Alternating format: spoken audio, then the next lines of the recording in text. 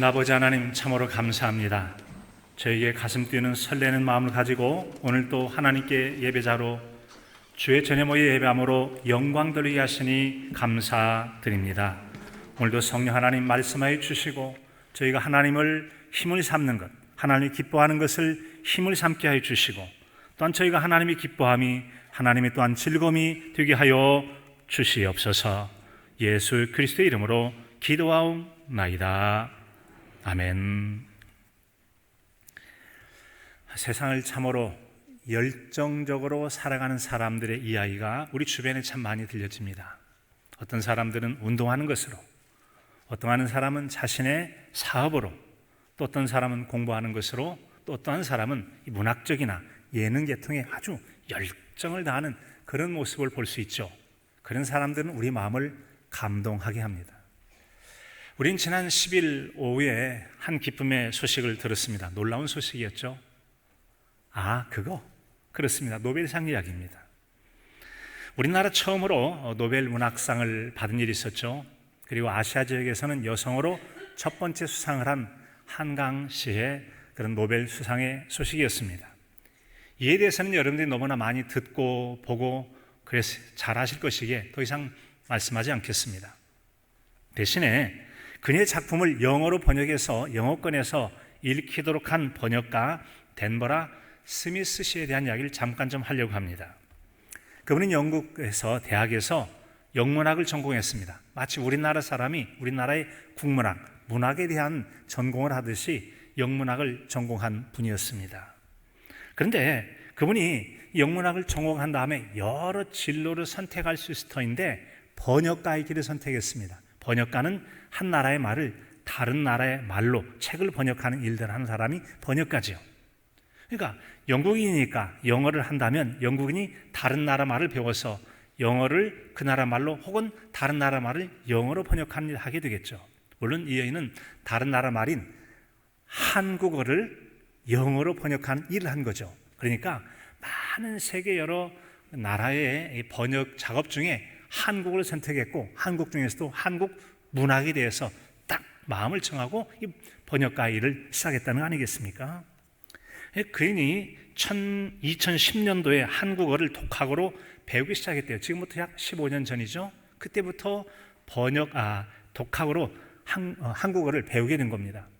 혹시 여러분들 ABC 비롯해서 외국어를 배워서 공부해 본 분 아시겠습니다만 다른 나라 말을 배워서 말하기 쉽지 않습니다. 더욱이 다른 나라 말을 번역하는 것 쉽지 않죠. 그런데 이분이 고작 15년 전에 배웠던 그 나라 말을 가지고 이제 여러분 번역을 했다는 거 아니겠습니까? 번역을 했대요. 특별히 그분이 이제 한국어를 배운 지 3년 만에 채식주의자라고 하는 한강 작가의 이제 책을 만나게 되는데 2007년도에 한글로 된 책이 출간됐어요. 그리고 10년 정도 지나는 2016년도에 그분이 번역한 책이 세계 3대 상 중에 하나라는 부커상을 받게 됩니다. 놀라지도 않아요. 여러분들 굉장한 일을 해낸 겁니다. 한번 곰곰이 생각해 보세요. 다른 나라 말을 알고 익히는 거 쉽지 않아요. 떠듬 그 나라 말 영어를 한국어로, 한국어를 영어로 번역해서 읽는 것도 쉽지 않은데 그것을 번역해서 책으로 만들어낸 것입니다. 여러분 책으로 낸다고 누가 다 읽어주나요? 그것을 번역하는 작업도 몇 년이 걸렸겠죠. 그리고는 책을 냈고 또 책을 읽은 다음에 사람들이 호평이 있어야 되잖아요. 사람들이 좋은 평가를 가지고 이거 정말 괜찮다, 작품도 좋고 보니까 번역도 참 잘했네 라고 인정을 받아야 되죠. 그렇게 해서 마침내 그 짧은 기간 안에 부커상이라는 놀라운 상을 받게 돼요. 특별히 부커상 같은 경우는 책을 잘 쓴 사람도 상을 주지만 아무리 책을 잘 써도 번역을 엉망으로 하면 안 되잖아요. 번역을 잘했다고 함께 공동의 수상을 하게 되는데요. 참으로 놀라운 것은 여러분, 불과 그 10년 동안에 그 놀라운 번역가로서의 상을 받게 됐다. 그 열정이 대단하지 않습니까? 열정이 대단해요. 정말 예배 시간만 아니라 박수라도 좀 쳐주고 싶은 대단한 그런 열정을 볼 수 있어요.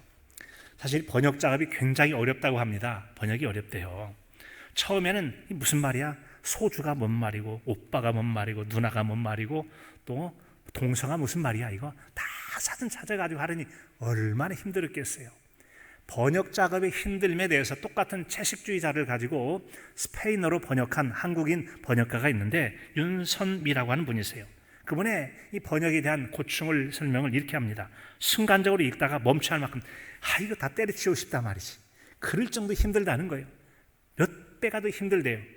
한 번 시작한 것 중간에 멈출 수는 없고 하려니 눈물이 찔찔 날 만큼. 그래서 말하기를 울면서 번역을 한 적도 있다라고 해서 번역 작업이 얼마나 고통스러운지를 그렇게 표현한 것을 본 적이 있었습니다.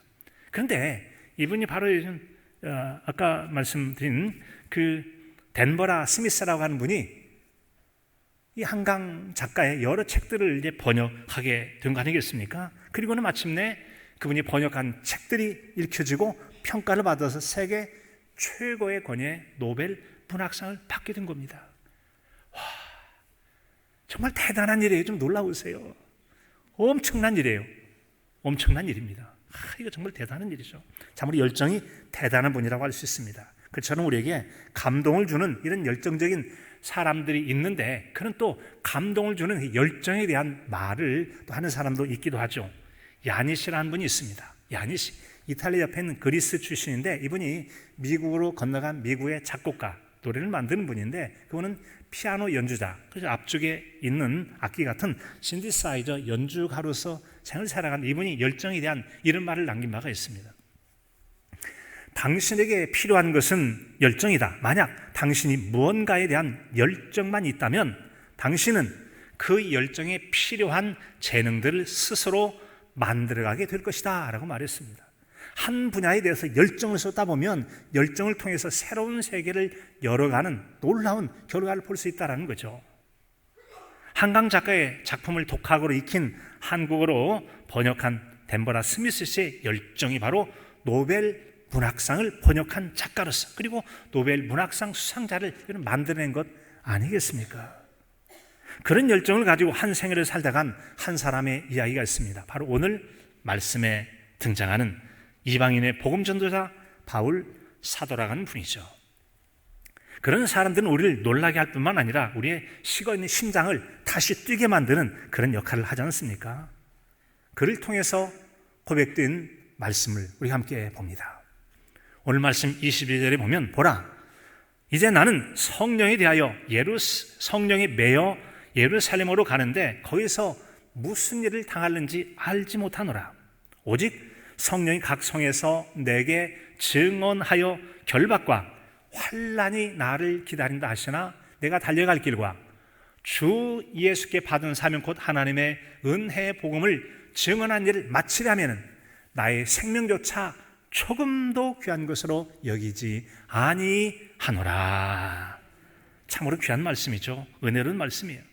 가슴을 뛰게 하는 주의 복음을 위한 뜨거운 헌신의 말씀입니다. 우리 가슴에 열정을 지피는 그런 말씀이라 할 수 있습니다. 이 말씀을 읽고 들을 때 열정이 생길 뿐만 아니라 동시에 어떤 분은 막 나도 한번 저렇게 열심히 살아보자 라고 하는 분이 있는가 하면, 한편으로는 이거 피곤한데 또 열심히 나라 그 얘기 같은데 하고 벌써 휴식에 대한 욕구가 일어나는 분도 있기도 할 것입니다. 우리 삶에 가장 필요한 두 가지를 말해보시오라는 이 물음에 대해서 한 작가가 이렇게 대답을 했다고 그러죠. 그것은 바로 당연히 열정과 휴식입니다 라고 했어요. 열정이라고 하는 것은 사람에게 목표에 집중시키는 것이 열정이죠. 그런가 하면 휴식이라고 하는 것은 기계가 많이 사용되다 보면 과열되잖아요. 그걸 식혀야 되는 것처럼 우리 인간에게도 쉼이 필요함을 통해 재충전하는 기회를 갖는 것을 가리켜서 우리는 휴식이다라고 말하게 되죠. 그 작가에게 다시 물었습니다. 그렇다면 당신에게는 열정과 휴식 중에 하나만 택한다면 뭘 택하겠소? 더 말할 필요 있어요? 휴식이지 라고 말했다는 겁니다. 여러분, 그렇죠. 그만큼 여러분 열정이 요구되는 치열한 경쟁 세상을 살아가지만 그만큼 고단하고 지친 사람에게는 휴식에 대한 강렬한 욕구가 있음을 우리는 함께 공감할 수 있을 것입니다. 바울 사도에 대한 오늘의 말씀이 가슴을 뛰게 하는 말씀으로 들려지는 분들이 많이 계실 것입니다.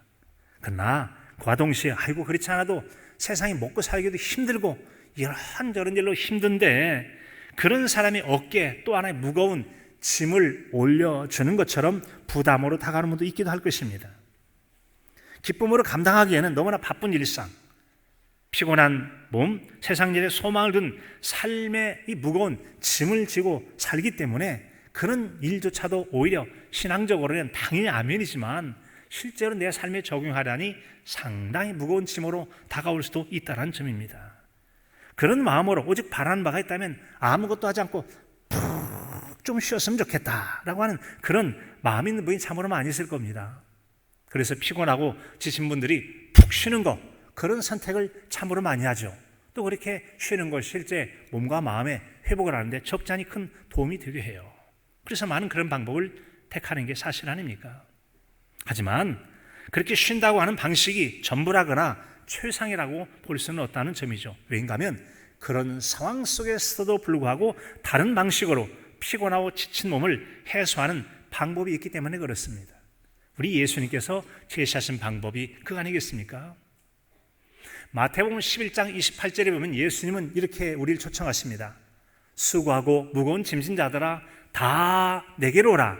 내가 너희를 쉬게 하리라. 쉬게 하리라. 쉬길 원하느냐? 푹 쉬어라고 말씀하지 않고 내게로 오라고 말씀하십니다. 내게로 오라. 이 말씀은 세상 사람들이 보편적으로 선택한 푹 쉰다고 하는 것, 그래 얼마간 도움이 되지. 하지만 너에게 근본적으로 쉬면 안 될걸? 야, 푹 잠잔다고 마음의 근심과 걱정이 해결되느냐? 안 되잖아. 그래서 진짜로 참된 쉼과 평안을 얻으려거든 내게로 오라고 주님께서 말씀하십니다. 그렇다면 너에게 수고하고 무거운 짐이 내려질 것이고 참된 주님 안에서의 쉼을 누릴 것을 말씀하십니다. 주님께서 이처럼 우리에게 오라고 말씀한 얘기는 나와 교제하자라는 그런 얘기죠. 나와 함께하는 시간을 가져라. 나와 함께하는 시간을 갖게 될 때 주님과 교제가 있게 되어지고 주님과 교제가 있을 때 정말로 세상 근심, 걱정, 염려, 불안들이 떠나가는 참된 쉼과 안식과 평안을 누리게 될 줄로 믿습니다. 누리게 될 줄로 믿습니다. 그런 은혜를 누리시기를 축복합니다. 따라서 우리 주님께서 여러분들 수고하고 무거운 짐 때문에 힘드십니까? 잠도 자야 되지만 내게로 오시기 바라요. 이 얘기는 바로 하나님 앞으로의 초청과 하나님과의 만남과 교제를 통해서 하나님께로부터 힘을 얻는 영적인 재충전이야말로 진정한 쉼과 회복이 될 수 있다는 우리 주님의 말씀이 아니겠습니까? 우리가 전도를 하는 것도 마찬가지죠. 우리 예수 그리스도 안에서 주님의 품 안에서 참된 휴식을 누리는 그런 평안을 맛볼 때 세상 사람들에게 그래 세상 사시느라 고생 많죠. 근심도 많지, 걱정도 많죠, 염려도 많고 불안하기도 하죠. 쉼을 좀 누리세요. 아이고 누가 쉬는 거 몰라요? 못 쉬어서 그렇지, 어떻게 할 줄 몰라서 그렇지. 걱정 마세요. 교회로 오세요. 주님 앞으로 나오세요. 주님을 만나면, 주님과 함께하면 당신은 참된 쉼을 누릴 거예요. 무거운 짐을 내놓고 쉼을 누릴 거예요. 주님께 나오면 짐을 내놓고 쉼을 누리게 될 줄로 믿습니다. 우리 전도의 한 방법 중에 하나도 바로 사람들을 주님 앞으로 불러 모아 주님 안에서 참된 쉼과 평안을 누리도록 하는 초청 아니겠습니까? 여러분들 이 직장 생활을 하는 분들이 이제 막 휴가철이 지났습니다만 여름이 되어지면 뭘 갖죠? 휴가 기간을 가져요. 휴가 기간을 갔는데 야 휴가니 가이다 전부 모여 푹 자자. 푹 누구 잡니까? 그렇지 않죠? 그런 시간도 필요하겠지만 많은 경우에 있어서는 가족들이 시간에 일정을 맞추고 우리 이번에 어디 함께 가서 재밌게 먹고 마시고 하자 뭐 그런 시간을 갖지 않겠습니까? 저희 또한 여름에 일정을 맞췄죠. 그리고는 은혜로운 연극을 쫙 봤어요. 이렇게 연극을 보고 그리고 차를 타고 가면서 각각 가족들 너는 어떻게 봤느냐 느꼈느냐 이야기를 듣고 나누고 이 아이는 이렇게 생각하고 누구는 어떻게 생각하는구나. 그리고는 일정을 향해서 앞으로 나간 거 아니겠어요? 그리고 피곤한 일정을 또 보내는 거예요. 그리고는 휴가를 잘 보냈다고 행복해하지 않습니까? 피곤한 몸을 쉬면 좋겠지만 오히려 피곤한 몸임에도 불구하고 활력이 생기고 기쁨이 나고 재충전이 되는 것은 사랑하는 가족들과 함께하기 때문에 힘을 얻는 줄로 믿습니다. 여러분 그렇지 않습니까? 바로 그거죠. 하나님과 우리가 함께할 때 힘을 얻고 여러분 다시 회복이 되어지는 재충전의 은혜 시간이 될 줄로 믿습니다.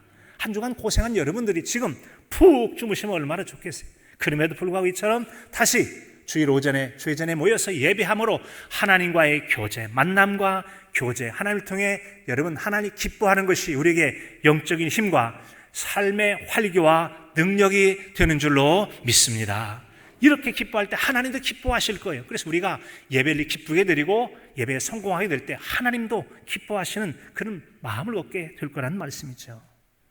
실제 그렇게 쉼이 필요한 삶임에도 불구하고 영적인 재충전을 선택했던 사람들의 이야기가 느헤미야서 8장 보면 기록이 되어 있습니다. 느헤미야서, 저 바벨론에서 높은 관원으로 있었습니다. 고향 소식을 들었습니다. 몹시 마음이 슬펐어요. 왕이 말합니다. 어이, 당신 자네가 말이야 아픈 것은 없는 것 같은데 어떻게 이렇게 얼굴에 수색이 많은가? 근심이 참 많네. 뭐가 문제야?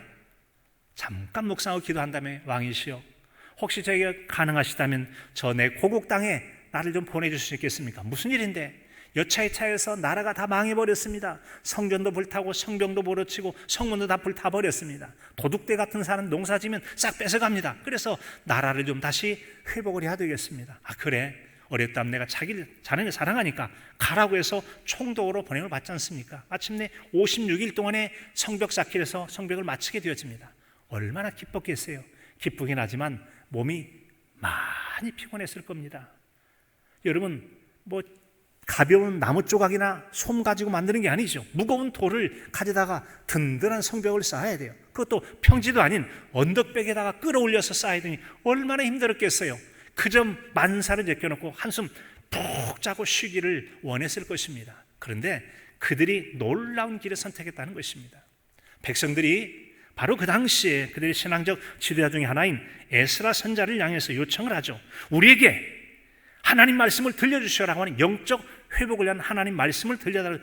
오랫동안 그가 말씀을 전하니 그들이 경청했다, 귀를 기울여 들었다라고 성경에 기록이 되어 있습니다. 그들은 에스라가 외칠 때마다 아멘, 아멘 하고 신앙으로 외쳤대요. 그리고 두렵고 떨리는 마음으로 새 마음이 이렇게 했죠. 하나님께 감사합니다. 우리에게 이런 날을 다 주시다니요.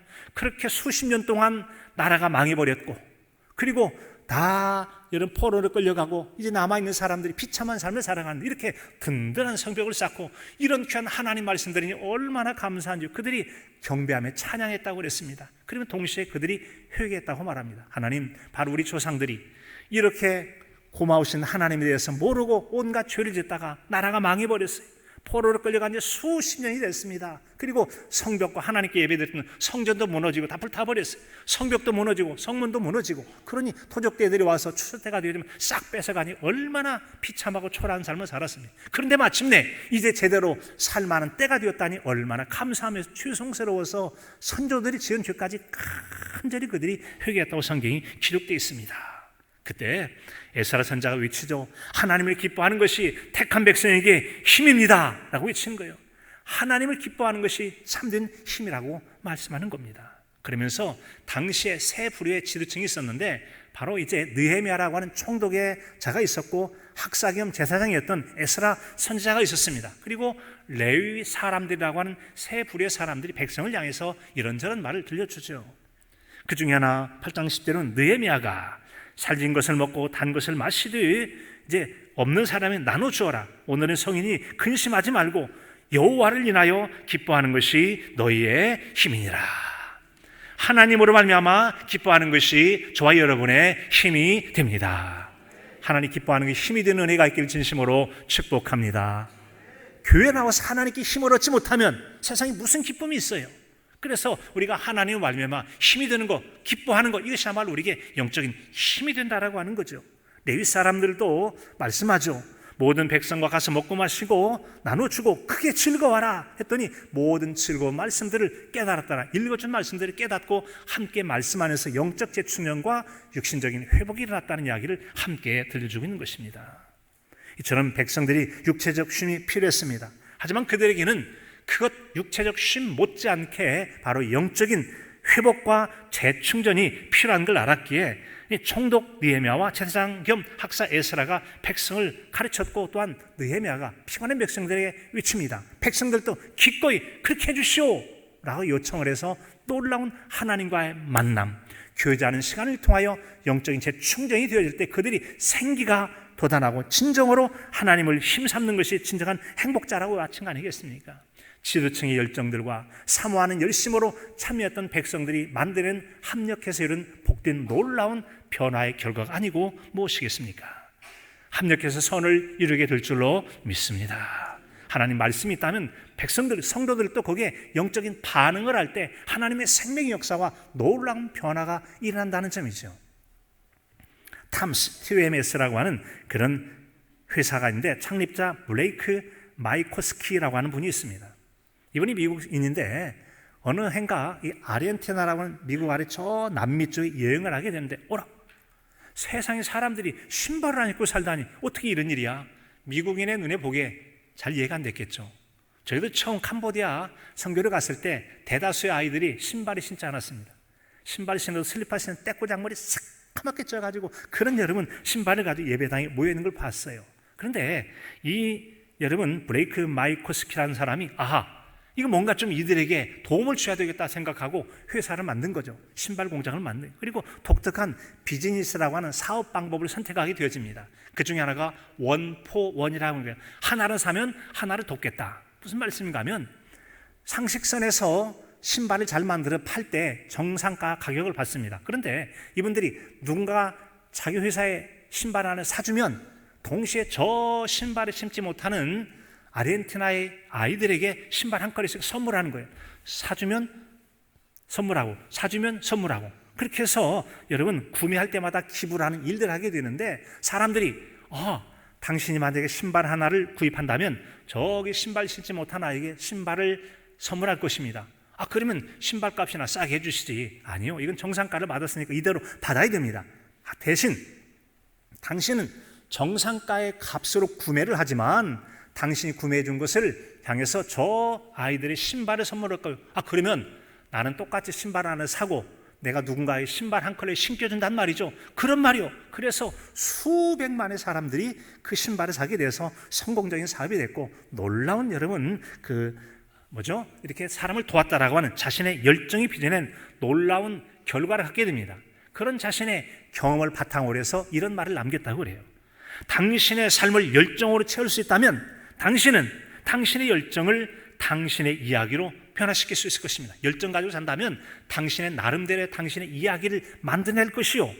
또 그리고 그 이야기는 무언가 더 크고 훌륭한 것이 될 것입니다. 당신의 이야기는 놀라운 또 다른 결과를 만들어낼 수 있을 것이다 라고 중간이겠습니까? 바로 그런 열정을 품고 복음을 증가한 바로 바울 사도, 그분이 오늘 마음의 말씀의 주인공이 아닙니까? 바울 사도는 유언과 같은 이 고별 설교로 알려진 이 설교를 에베소 장로님들에게 전하게 되어집니다. 사실 자신은 이제 자신이 3차 선교행이 인생의 마지막이 될 줄 알고 다시 거꾸로 갈 수는 없어요. 그래서 밀레도라는 지역에 이르렀을 때 사람들을 보내서 에베소의 장로님들을 오시게 하죠. 그래서는 자신이 아시아에 들어간 때부터 지금까지 어떻게 얼마나 많은 핍박과 고난을 당해가면서 복음을 증거했던 이야기를 들려줍니다. 그리고는 그들에게 복음을 당부하게 되어지죠. 왜인가 하면 다시는 그곳에 갈 수 없고 내가 못 가니까 당신들이 대신 이 에베소에 있는 성도들에게 복음을 잘 전해서 믿음으로 세워줄 수 있기를 부탁합니다라고 하는 부탁을 하기 위해서 그런 것이죠. 그리고 그가 선교여행을 떠나면서 마지막 종착지를 수리 안디옥, 오늘날 이스라엘과 전쟁하는 레바논 그 위쪽쯤에 있는 그런 수리 안디옥 지역으로 이제 최종 종착점을 놓고 가게 되죠. 그런데 성령님께서 강권을 하신 겁니다. 아니다, 더 내려가 어디까지요? 예루살렘까지 네가 좀 내려가야 되겠다라고 하는 것입니다. 그 당시의 상황이 되어서 오늘 말씀 22절은 이렇게 들려주고 있죠. 보라, 이제 나는 성령에 매여 예루살렘으로 가는데 거기서 무슨 일을 당할는지 나는 알지 못하노라. 성령님의 인도하심을 따라 가게 되는데 무슨 일을 알지 못한다, 정말 아무것도 모른다, 그게 아닙니다. 그는 그곳에 가게 되면 얼마나 고충과 어려움이 있을 것을 다 알고 가는 겁니다. 다만 내가 가는 것은 내 인생의 목적을 위해서, 명예를 위해서, 이름을 위해서, 이득을 위해서 가는 것이 아니다. 다만 주님께서 말씀하신 사명을 성취하기 위해서 그곳에 간다라는 그런 의미로 그가 가는 거죠. 그래서 그만큼 내 앞에 있는 고난과 환난이 얼마나 큰 것을 부각하는 그런 의미도 있다고 하는 점이죠. 자, 이렇게 해서 그는 순종을 해서 마침내 고린도, 베리아, 데살로니가, 빌립보 거쳐 드로아에 이르기까지 각 도시에 자신에게 얼마나 많은 어려움이 있을 것을 성령님께서 말씀하셨다고 23절에 들려주잖아요. 오직 성령이 각성에서 내게 증언하여 결박과 환난이 나를 기다린다 하시는, 너를 꽉 붙잡고 많은 어려움 당할 거야. 이것을 여러 사람들을 통해서 도시마다에 들려줬다는 거죠. 거기 가면 고생 많아요. 어려움 겪을 거예요. 어떤 의미로는 가지 말고 이곳에서 전하세요. 그런 의미도 있었겠죠. 저는 바울은 성령의 계시로 예루살렘에서 결박과 환난이 자신을 기다리는 것을 알았습니다. 하지만 그는 조금도 주저하지 않고 그곳으로 가기를 작정하고 길을 떠나게 되어집니다. 바로 그를 향해서는 결박과 환난이라고 하는 어려움이 자신을 기다리고 있다는 거죠. 그런 상황 앞에서 그의 열정 넘치는 하나의 신앙 고백을 준 것이 바로 24절 아닙니까? 내가 달려갈 길과 주 예수께 받은 사명 곧 하나님의 은혜의 복음을 증언하는 일 마치려면 나의 생명을 조금도 귀한 것으로 여기지 아니하노라. 놀라운 고백입니다. 바울 사도 이처럼 결박과 환난이 기다림에도 불구하고 그가 왜 예루살렘에 가야 되느냐? 나에게는 바로 사명이니까, 하나님께 나에게 맡긴 일, 이 일을 감당하기 위해서, 맡긴 임무를 감당하기 위해서 나는 가야 되겠다라고 하는 것이죠. 자신의 임무를 여러분 감당한다고 하지만 그래도 생명이 제일 중요한데 생명을 빼앗겨가면서 가기는 어렵잖아요 라고 말하지 않았다는 거죠. 어떤 사람에게 모든 것을 하나님 헌신하는 다 하죠. 생명 빼고는 돈이든 북이든 멍이든 재능이든 다 하겠습니다. 욥기에도 보면은 사탄에게 하나님께 허락하지 않은 한 가지가 있다면 생명만은 손대지 말라고 하지 않습니까? 생명 말고 다 줄 수 있다고 하는데 오히려 바울 사도는 뭐라고 합니까? 아니, 생명조차도 아까워지 않고 기꺼이 헌신하겠습니다 라고 말하는 거죠. 그래서 그에게는 하나님의 부르심에 순종하는 데 있어서는 환난이나 고난과 핍박이 있다 할지라도 자신의 믿음을 꺾을 수 없다는 것을 단호하게 사람들에게 선언하는 거 아니겠습니까? 대신 나는 갈 테니까 이런 데 남아서 잘 해주기를 부탁합니다 라고 이렇게 말한 거 아니겠어요?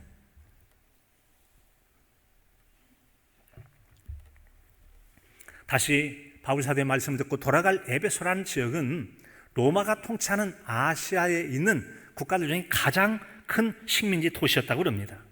당연히 도시가 큰 만큼 교통의 요충지고 산업의 중심지가 되어서 굉장히 경제가 활성화됐겠죠.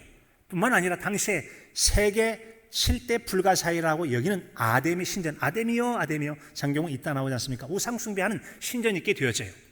자, 그러다 보니까 마치 이 기독교인들이 이스라엘의 성지 순례를 가듯이 에베소에 있는 아데미 신전을 향해서 여러 나라 여러 도시에서 순례객들이 와서 제사를 지내고 가기 위해서 순례객들이 얼마나 여러분 많이 있었겠습니까? 자, 그런데 예수님은 바울 사도를 통해서 바로 그 에베소 지역에 복음을 전하게 하셨고 그곳 사람들을 하나님의 사람이란 새로운 삶으로 불러내서 하나님의 자녀가 되게 한 것입니다.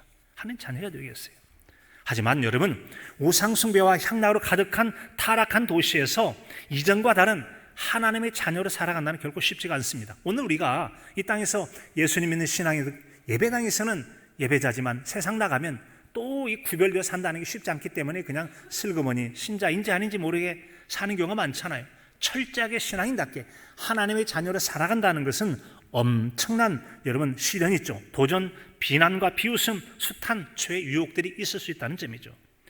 그런 상황을 예상했기 때문에 제가 없는 동안에 정말 잘 해주시기 바랍니다라고 부탁을 했다는 점이죠. 그리고 말하죠. 혹시 여러 가지 고난이 많이 있을 텐데 이상하게 여기지 마세요. 그건 정상적인 것입니다. 하나님의 생명의 역사를 이루려면 많은 고난과 역경이 있을 것입니다. 이상하게 여기지 마세요. 당연한 것입니다. 그리고 잘 믿음으로 이겨내시기 바랍니다 라고 그에게 당부를 했다는 거 아니겠습니까? 이처럼 하나님께서 그런 길로 우리를 불러내신 이유는 불의한 세상과 타협하며 거기서 안주하여 살지 말고 세상을 새롭게 변화시키는 삶을 살라고 우리를 불러주신 줄로 믿습니다. 세상을 새롭게 하는 변혁자의 삶을 살라는 거죠. 새롭게 하는 거예요. 그냥 대충 묻어가는 게 아니라 뭔가 잘못이면 고쳐서 바르게 하는 거. 이게 바로 빛되고 쇠금된 역할 아니겠습니까? 변혁자의 역할이에요. 하나님 세상 사는 가운데 우리를 자녀로 부르신 것은 세상의 북이나 영화를 누리라고 하는 것이 아니라는 거죠.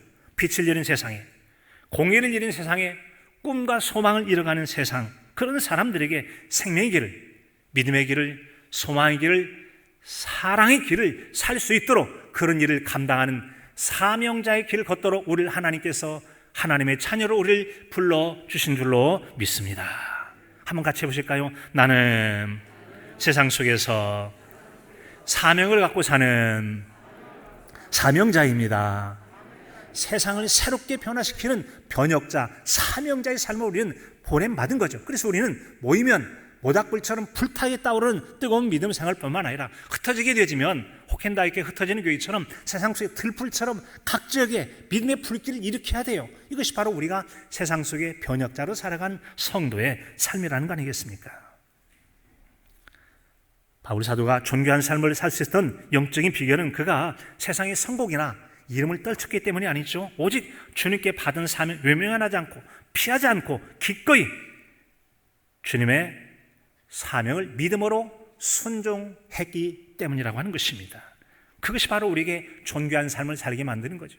바울 사도가 그런 말씀을 붙잡고 순종하여 사명을 이룰 때 존귀한 자가 된 것처럼 우리 또한 하나님께 우리에게 주신 사명을 감당하고 일어날 때 우리가 주님 앞에 존귀한 자가 될 줄로 믿습니다. 사이먼 시넥이라는 사람은 우리가 좋아하지 않는 일을 열심히 하려면 엄청 스트레스를 받는다. 하지만 우리가 좋아하는 일을 열심히 하는 것은 열정이라고 부른다. 어떤 힘으로 이렇게 해요? 저 사람은 정말 못 말려. 열정에 사로잡힌 사람이 있잖아요. 피곤한데도 열심히 내면서 오히려 행복해합니다. 푹 쉬는 것을 행복으로 여기지 않고 열심을 내면서 밤낮 없이 열심히 하는 사람이 행복자로 사는 이유가 바로 열정에 사로잡힌 자의 삶이라고 하는 것이죠. 마지못해서가 아니라 성령의 강권하심으로 행하는 이 바울 사도의 열정. 여러분 동복교회 안에도 복음 안에서 건강하고 행복한 교회라는 말씀이 있지 않습니까? 성령님에 사로잡혀서 열정적으로 살게 되면 진정한 하나님의 복음 안에서 행복자로 사는 은혜를 누리게 될 줄로 믿습니다. 이것들이 여러분 실제적으로 우리 심리학적으로 가능하다고 그래요. 가능하답니다. 서울대학교의 재료공학과 교수로 작년에 은퇴하신 황농문이라고 하는 교수분이 계신데 이분이 이제 몰입이라는 책을 썼어요. 17년 동안이나 스테디셀러라고 꾸준히 잘 팔리는 아주 그런 분이신데 이분의 책에 의하면 요즘 사람들은 그냥 쉽게 뭔가 재미를 느끼기 위해서 쇼츠라고 짧은 영상 같은 거 보고 웃고 그러면서 그냥 많이 본다는 거예요. 푹 빠져요. 그런데 그거 보고 나서 지나면 마음이 허전하고 또 뭔가 좀 재밌는 거 없어? 자극이 강한 건 좀 없어? 생각을 안 하고 멍 때리기를 즐기는 것을 하다 보니까 전두엽이라는 생각하는 기능이 점점 뇌가 죽어서 조금만 말하면 신경 쓰기 싫어, 귀찮아, 쉽게 짜증내고 분노하고 절제하지 못하고 폭발하기 좋아하고 이런 것들이 바로 인내력이 만큼 떨어져서 그렇다는 거죠. 그러면 어떻게 전두엽을 개발하고 침착성과 생각의 힘을 기르고 뇌에게는 활성화시킬 수 있느냐? 몰입이라고 하는 것을 그분이 생각 아니겠습니까? 뭔가 하나를 가지고 또 생각하고 또 그러면 좀 쉬었다 또 생각하고 하다 보면 점점 뇌 기능이 활성화되면서 참아내는 힘이 길러져요. 생각하는 깊이가 더하고 넓이가 더하고 인내하는 힘이 커지고 절제하는 힘이 커지게 된다는 거죠. 사고력이 커지게 되다 보니까 같은 일을 보는 다른 눈과 그래서 여러분 비록 평범한 사람이라 할지라도 몰입을 할 수 있는 사람은 탁월한 인생을 살아갈 수 있다고 그분이 증언을 하고 있는 거 아니겠습니까? 그러면서 그분이 말하기를 그런 몰입을 통해 행복을 느끼는 사람이 바로 종교인 같다라고 말해요. 그분이 바로 영성을 추구하는 사람 같다라고 했어요. 그분이 신앙인지는 모르지만 종교인들을 보니까 굉장히 고단하고 피곤한 삶을 살겠지만 행복한 거 보니까 저 양반들이야말로 진짜 몰입하는 사람이다 라고 말하면서 행복자로 말했다는 거죠. 그런 행복은 누구나 느끼는 건 아니죠. 맛본 사람만 알 수 있어요. 그래서 찬송가 442장 저 장미꽃 위에 있으리라는 찬송에도 보면 그런 내용이 나와 있잖아요. 저 장미꽃 위에 있을 아직 맺혀 있는 그때에 그의 은은히 소리 들리니 음성 분명하다. 그 후렴이 이어지는데 주님 나와 동행을 하면서 나를 친구 삼으셨네. 우리 서로 받은 그 기쁨은 알 사람이 없도다.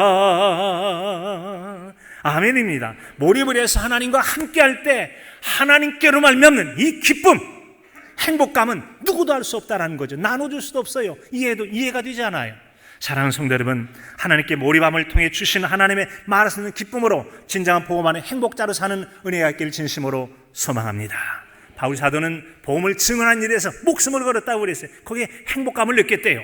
여러분의 가족 가운데, 부모님 가운데, 형제 가운데, 자녀들 가운데 천국에서 안 만날 겁니까? 마지막으로 진정 천국에 다시 만날 것을 생각함으로 저는 목숨을 걸었다면 우린 적어도 어느 정도의 열정을 내서 만나야 되지 않겠습니까? 그런 열정으로 마지막 전도의 기간들을, 그리고 가족권의 전도를 통해서 진정한 행복자로 사시는 저와 여러분의 삶이 될 수 있기를 간절함으로 축원합니다.